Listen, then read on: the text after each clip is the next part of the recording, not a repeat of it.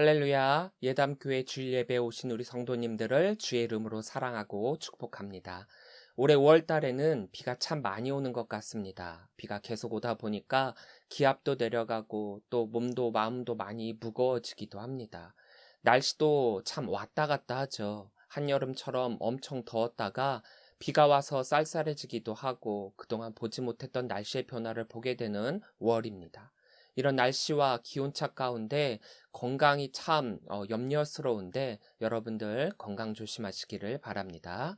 기온차는 심하지만 오늘 본문에서 하나님이 구름기둥과 불기둥으로 이스라엘을 보호하셨던 것처럼 여러분들의 삶에 하나님의 인도하심과 보호하심이 함께 하시기를 축원합니다. 지난주 13장 2절에서 초태생 규례에 대해서 하나님께서 짧게 말씀하셨는데 오늘 본문 11절부터 16절은 이 초태생 규례에 대해서 자세하게 명령하고 계십니다. 12절입니다. 너는 태에서 처음 난 모든 것과 내게 있는 가축의 태에서 처음 난 것을 다 구별하여 여호와께 돌리라. 수컷은 여호와의 것이니라. 2절과 마찬가지로 초태생 처음 난 것은 모두 구별해서 하나님의 것으로 돌리라고 말씀하고 계십니다. 구별하다라는 단어를 2절에서는 카데시로 사용하고 있는데 12절에서는 아바르를 사용하고 있습니다. 이 단어는 지나가다, 넘어가다라는 의미를 가지고 있습니다. 여기서는 히필형으로 사용해서 무엇을 지나가게 하다라는 뜻을 가지고 있습니다. 그러니까 처음 난 것들은 그를 앞으로 지나가게 함으로써 구별하라라는 의미입니다. 수컷은 여호와의 것이니라. 하제카림 라도나이에서 차카르는 사람과 짐승을 모두 포함한 수컷을 의미하는 것으로 초태생 중에서 하나님께 바쳐질 제물은 수컷으로 하라라는 의미입니다. 이것은 암컷을 제외시켰다라기보다 수컷이 암수 모두를 대표했기 때문에 수컷을 요구하신 것은 암수 전체를 바치는 마음으로 수컷을 드리라라는 의미입니다. 13절입니다. 나귀의 첫 새끼는 다 어린 양으로 대속할 것이요 그렇게 하지 아니하려면 그 목을 꺾을 것이며 내 아들 중 처음 난 모든 자는 대속할지니라. 나귀는 제의적으로 부정한 동물이기 때문에 하나님께 제물로 드릴 수가 없었습니다. 그래서 양으로 바꿔드려야 하는 것입니다. 대속하다로 사용된 단어 티프데의 원형 파다는 속량하다, 구속하다, 구해내다 라는 뜻입니다. 즉 남의 죄를 대신하여 죽는 것 또는 노예를 속전을 주고 사는 것을 의미합니다. 그러므로 나귀를 살리는 대신 어린 양을 제물로 드리라는 뜻입니다. 어린 양은 정결한 짐승이므로 이스라엘의 의식법상 정결치 못한 나귀를 대속하는 짐승이 된 것입니다. 이것은 정결하지 못한 우리를 구원하시기 위해 정결하신 예수 그리스도께서 어린 양이 되셔서 우리를 대속하신 것과 같은 의미입니다. 만약에 대속할 어린 양이 없다면 그 목을 꺾으라고 했는데 이것은 나귀의 첫 새끼는 반드시 죽여야 한다라는 의미입니다. 유월절의 어린 양도 대속의 의미입니다. 유월절 어린 양이 대신해서 죽음으로 말미암아 죽음이 유월되었습니다.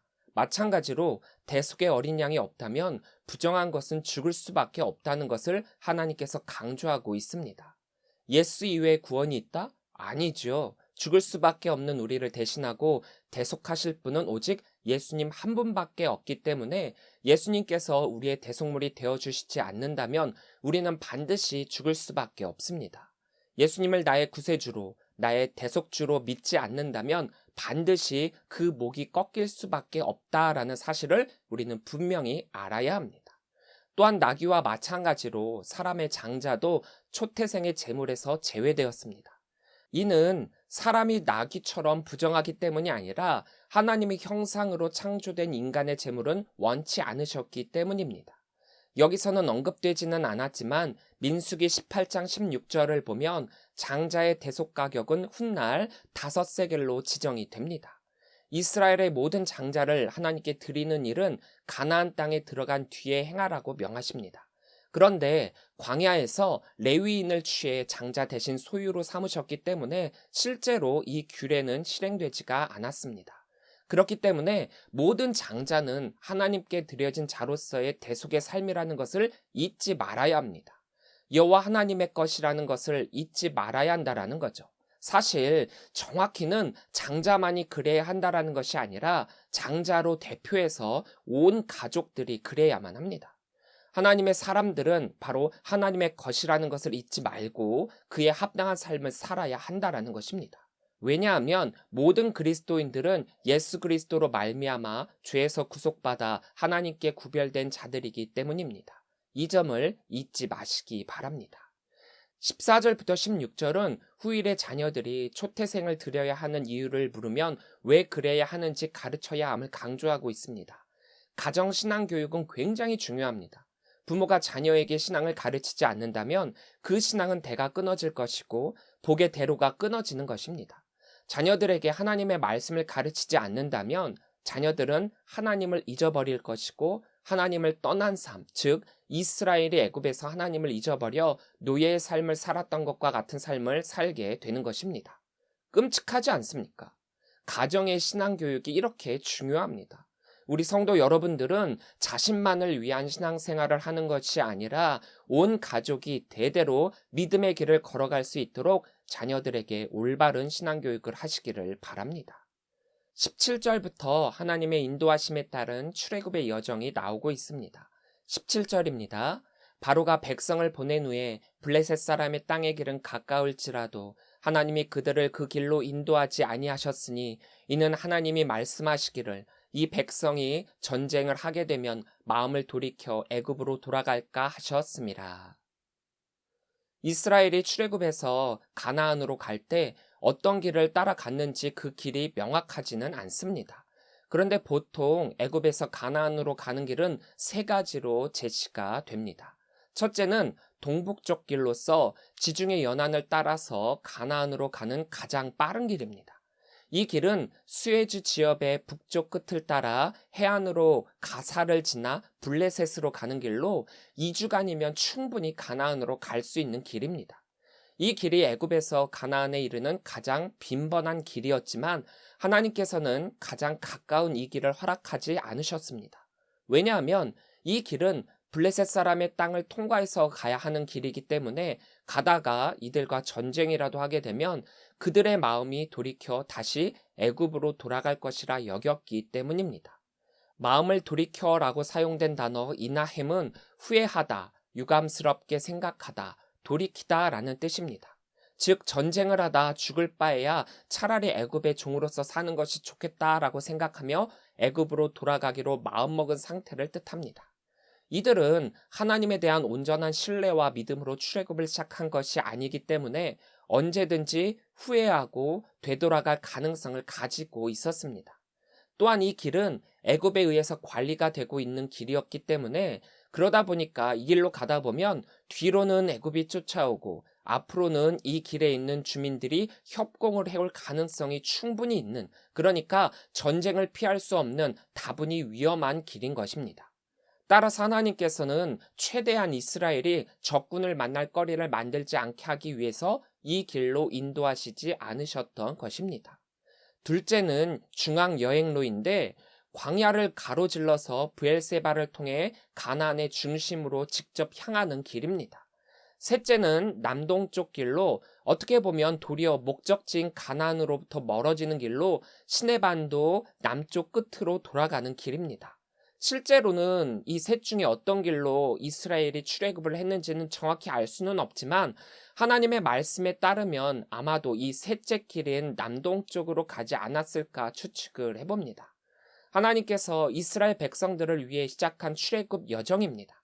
처음부터 끝까지 다 계획하시고 준비하시고 인도하시는 거지요. 그 계획하심에는 한치의 오차도 없으십니다. 그런 하나님께서 택하신 인도하심은 우리 눈에는 참으로 어리석어 보이는 길입니다. 세상을 살다 보면 목표하는 바가 생기죠. 그 목표를 이루기 위해서 갖은 노력을 다합니다. 세상이 말하는 목표에서 대부분 1등을 이야기하고 되도록 빠르게 그 길로 가라고, 그래서 최연소 암흑의 누구누구, 최단기 신기록 이런 것들이 수식어로 붙는 사람들이 있습니다. 최단기 계단을 밟고 간다라는 것이 그만큼 어렵다이기도 하지만 그 목표를 빠르게 갈 수 있는 길이 있다라고 한다면 누구나가 혹할 것입니다. 물론 차근차근 쌓아가면서 내가 이루고자 하는 것들을 위해 노력하면 언젠가는 그 목표에 다다를 수 있을 것입니다. 그런데 사람들은 보통 조급한 마음이 있기 때문에 언젠가는 이라는 이 막연한 말 앞에서 한순간 무너질 수밖에 없는 선택을 하곤 합니다. 예를 들면 운동하는 사람들이 더 좋은 기록을 만들기 위해서 스테로이드제 같은 약물을 사용한다던가, 시험을 잘 보기 위해서 부정한 방법을 사용한다던가, 또 좋은 직장에 가기 위해서 청탁을 한다던가 말입니다. 빠르다라는 게 좋은 것처럼 보이지만 마냥 좋지만은 않습니다. 설교를 준비하다가 몇 유튜브 영상을 봤는데, 거기에는 영재라 불리던 몇몇 사람들에 대해서 현재 그들이 어떠한 삶을 살고 있는가라는 것을 보여주는 영상이었습니다. 기대가 됐죠. 남들보다 똑똑하고 남들보다 빠르게 그 삶의 성취를 이루어 갔으니까 아마 이들은 지금쯤이면은 대단한 곳에서 대단한 일을 하고 있지 않을까라고 하는 기대를 하게 됐습니다. 그런데 막상 이 영상을 보게 되니까 생각보다 굉장히 단순한 삶을 살고 있었습니다. 남들과 똑같이 평범한 직장을 다니고 있고, 남들과 비슷한 생활을 하고 있고, 기대했던 것만큼의 성공한 삶은 아니었습니다. 이들의 인터뷰를 들어보니까 빠르게 하다 보니까 놓친 것들이 많았고, 결국에는 빠른 게 중요한 것이 아니라 정확하게, 그리고 천천히가 더 좋은 것이더라라고 말입니다.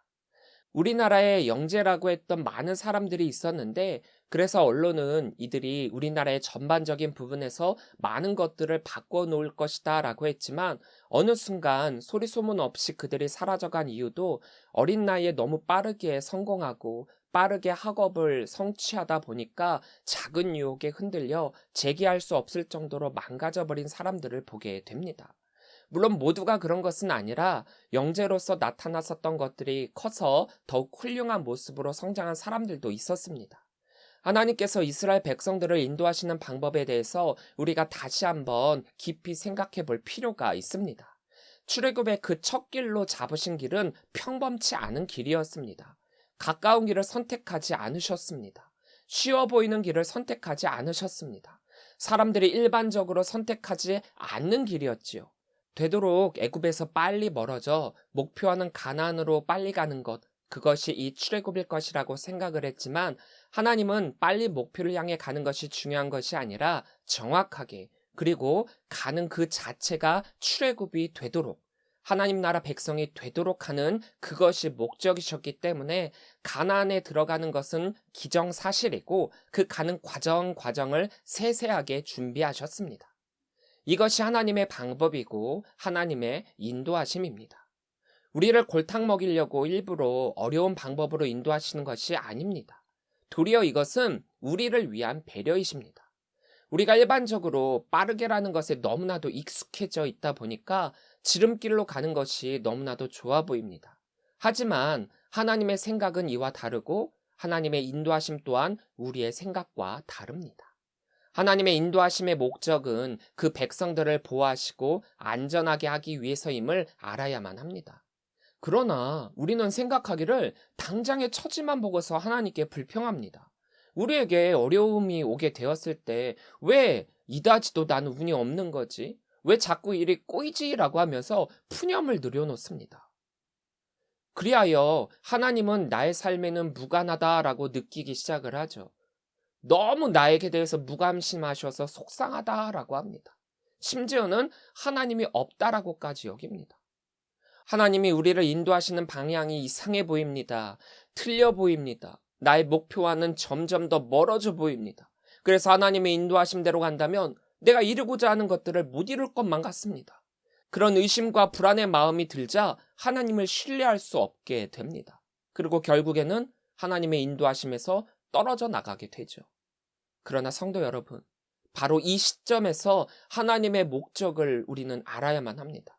우리의 어려움을 하나님께서 방관하시는 것이 아니라 오히려 그 어려움을 인해서 우리를 보호하시려는 것입니다. 하나님이 자꾸 나를 이상한 곳으로 인도하시는 것 같지만 그것조차도 하나님께서 최종 목표를 이루시게 하시기 위한 방법이라는 것을 신뢰할 수 있어야 합니다. 사람들은 참 희한해서 감사했던 것들은 금세 잊어버리고 힘들고 서운했었던 것들은 기가 막히게 기억해냅니다. 하나님께서 지금까지 우리를 위해 해주셨던 것들, 즉 감사거리는 너무나도 금세 잊어버리고 하나님이 왜 내가 이럴 때 이렇게 해주지 않으셨느냐라고 하는 서운한 감정만으로 하나님께 불평을 토로하고 있습니다. 누가 뭐래도 애굽은 하나님의 백성 이스라엘에게 지옥 같았던 곳 아닙니까? 그럼에도 그들은 출애굽 가운데 어려운 일이 생길 때마다 애굽으로 돌아가자, 애굽으로 돌아가자, 애굽이 더 좋았다라고 하고 있습니다. 지금 이 출애굽이 누구를 위한 것입니까? 사람은 간사해서 현재 상황이 조금만 힘들어져도 자신에게 좋지 않았던 것들까지 다 미화해갖고 현재를 불평하는 데 이용하고 있습니다. 핑계를 댑니다. 왜 잘 살고 있는 우리를 이곳으로 이끌고 와서 고생을 시키느냐? 뭐가 잘 사는 겁니까? 그들이 노예 생활을 해갖고 힘들다고 하나님께 외치지 않았습니까? 잘 생각해 보시기 바랍니다. 하나님의 인도하심의 목적은 우리를 고생시키는 것이 아니라 하나님의 약속의 성취입니다. 그것도 우리를 위한 약속의 성취입니다. 얼핏 보면 빠르게 보이고 금세 갈 수 있는, 그래서 이 길이 가장 좋은 길인 것처럼 보일지는 모르지만 하나님은 이스라엘에게 조금이라도 잘못된 것을 주시지 않으시려고 어찌 보면 욕을 먹으면서까지 그들을 삥 돌아서 가게 만드는 길로 인도하고 계십니다. 그러나 그 길이야말로 이스라엘이 가장 빨리 가나안으로 갈 수 있는 길이었습니다. 그들이 돌아갈 가능성이 있는 것들을 다 차단하고 가나안 땅으로 갈 수밖에 없게 만드심으로 그 길을 인도하고 계시는 것입니다. 결국 신뢰의 문제입니다. 이스라엘이 되기 위해서는 빠른 길이 아닌 조금은 더디더라도 또 어렵더라도 이 광야길이 필요했던 것이지요. 하나님의 인도하시는 목적을 깨닫는다면 우리는 늘 하나님을 신뢰할 수 있습니다. 왜냐하면 당장은 어렵지만 나중에는 좋아짐을 알게 될 것이기 때문입니다. 하나님을 신뢰하고 하나님이 언제까지 우리를 인도하고 계시는가라고 생각해 본다면 정말 서프라이즈가 될 것입니다. 왜냐? 하나님의 인도하심은 항상이기 때문입니다. 언제나 어디서나 무엇이나 항상입니다. 놀랍지 않습니까? 우리를 향한 하나님의 인도하심은 항상인데 늘 문제가 되는 것은 단지 우리가 환경의 압력에 짓눌려 하나님의 손길을 바라보지 않는 데 있다라는 것입니다. 우리가 가는 길은 우리가 알 수 없습니다. 우리가 목표를 정하고 가기는 하지만 그 길이 어떤지는 알 수가 없습니다. 그런데 하나님은 아시죠? 하나님은 내가 가고자 하는 그 길과 그 목표와 가장 선한 것이 무엇인지 잘 알고 계십니다. 그렇기 때문에 우리들을 인도하실 때 절대로 다른 길로 인도하시는 것이 아니라 최고의 길로 인도해 주시고 계시다라는 것입니다. 요즘은 운전을 할 때 내비게이션이 길을 인도해 주고 가장 빠른 길, 정확한 길로 인도해 주고 있지만 만약에 이 내비게이션이 고장난다던가 GPS에 오류가 생긴다면 제대로 된 길을 가르쳐 줄 수 없을 뿐더러 도리어 엉뚱한 길로 인도해서 자칫 논두렁길에 처박히게 만들지도 모릅니다. 우리가 신뢰할 만한 분을 신뢰할 때 제대로 된 길을 갈 수 있는 것입니다. 21절부터 22절입니다. 여호와께서 그들 앞에서 가시며 낮에는 구름기둥으로 그들의 길을 인도하시고 밤에는 불기둥을 그들에게 비추사 낮이나 밤이나 진행하게 하시니 낮에는 구름기둥 밤에는 불기둥이 백성 앞에서 떠나지 아니하니라. 출애굽을 하는 이스라엘을 하나님은 처음부터 계속해서 지켜주시고 계십니다.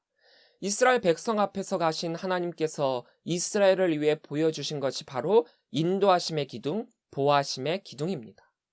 여호와께서 이스라엘 백성들보다 먼저 가신 이유는 그들의 길잡이가 되어주시는 것이기 때문에 이스라엘은 하나님을 따라가기만 하면 됩니다. 인도하심이지요. 하나님은 이스라엘을 출애굽시키셨을 뿐만 아니라 그들이 가나안에 들어갈 때까지 단 한순간도 떠나지 않으시고 이스라엘을 인도하고 계십니다. 항상 말입니다. 모세에게 명하신 대로 이제 그들은 약속의 땅 가나안 땅을 향해 전진해 나가기 시작을 합니다. 그런데 그들이 가는 길은 광야라는 곳을 지나가게 됩니다. 광야는 사람이 살기에는 적합하지 않은 환경을 가지고 있습니다. 낮에는 뜨거운 햇살과 함께 온도가 급격하게 올라가고 저녁에는 서늘해진 공기에 쌀쌀해져서 춥기까지 하기 때문입니다. 이렇게 낮과 밤의 온도차가 심해져 갖고 사람들의 건강에는 좋지 않은 곳이 바로 이 광야입니다. 그런 광야길로 가게 될 때 보아심의 구름기둥과 불기둥을 주십니다. 낮에 더울 때는 구름기둥으로 그늘을 만드셔서 시원하게 해주셨고, 밤에는 불기둥으로 따뜻하게 해주셨습니다. 기둥에 해당하는 히브리어 암무드는 서다라는 단어 아마드에서 유래하여 구름이나 불이 기둥 모양을 하고 있었음을 나타내기 위해 사용되었습니다. 여기에서 구름기둥과 불기둥은 별개의 기둥이 아니라 낮에는 광야의 강한 햇살을 막아주는 구름기둥의 모양을 한 것이 밤에는 광채를 발하여 길을 밝혀주는 불기둥 같은 모양을 지녔을 것으로 보고 있습니다. 이 기둥 자체가 하나님께서 이스라엘 백성 앞에서 그들을 인도하고 있다라는 것의 가시적인 증표이기도 했고, 그들을 보호해주시고 계시는 증표이기도 했기에 이것이 머물면 이스라엘도 머물고, 이것이 진행하면 이스라엘이 따라 움직이면 되는 것이었습니다. 이렇듯 하나님은 우리들을 이렇게 지켜주시고 계십니다. 우리는 지금 있는 곳에서 하나님을 신뢰하며 성실히 살아갈 때 하나님의 인도하심을 기대할 수 있습니다. 왜냐하면 하나님은 언제나 우리 곁에 계셔서 하나님의 방법대로 선하신 목적을 가지고 항상 인도하시기 때문입니다. 하나님은 우리가 생각지도 못한 방법으로 우리를 보호해 주십니다. 우리는 때로는 불평하고 때로는 나를 안 지켜주신다라고 생각할 수 있지만, 하나님은 여러분들의 머리털까지 세신 바 되시듯 세세히 지켜보시고 여러분들에게 가장 필요한 것을 준비하고 계획하고 계십니다. 우리의 가는 길 하나님께서 인도해 주십니다. 그 인도하심에 따라 그 길을 걸어가시기 바랍니다. 그 능력의 하나님만을 바라보시면서 하나님의 놀랍고도 위대하신 뜻을 이루어 가시는 우리 귀한 성도들이 되시기를 주의 이름으로 간절히 축원합니다.